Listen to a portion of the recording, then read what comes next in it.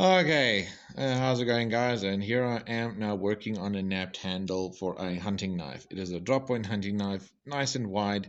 Here I am just reducing the thickness of this African blackwood. It came as a very large single block for a hidden tang, but it was the only piece of wood I could find big enough to actually fit the tang of this knife. So I had to cut it down the middle. So now this is just me reducing a hell of a lot of material. Once I've managed to get the material down to the required thickness, then I can just finish the profiling. This is which I've started now. Now that I've started the profiling, after that, it's just do the narrow contact wheel to actually do the napping part.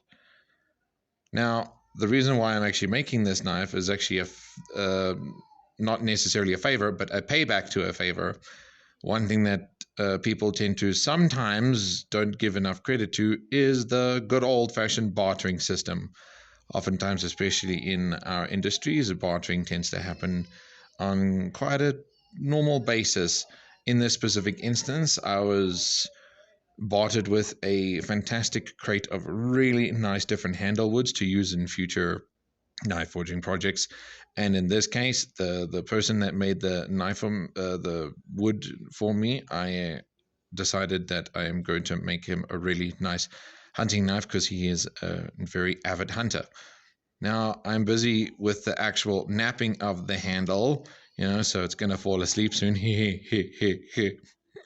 The main thing about these napped handles, that from my own personal preference thing, is that when you do the little napped parts, you want everything to kind of not point into the same direction. You want those little peaks or points to not intersect but overlap, kind of like putting your fingers together and just locking both hands together so that everything kind of follows a sort of what you would see as very natural texture.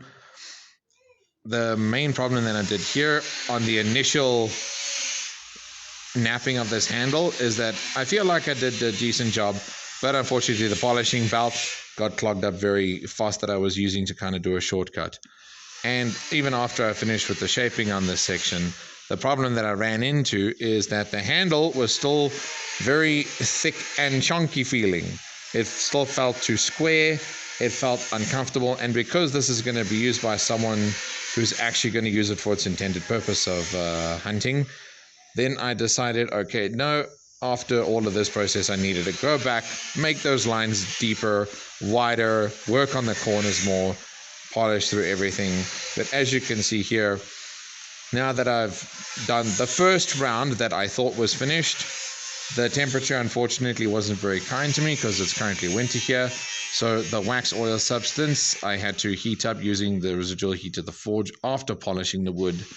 Then it was just a sharpening, and then voila. Now this knife is going to get shipped off to the person that I did my lovely barter deal with.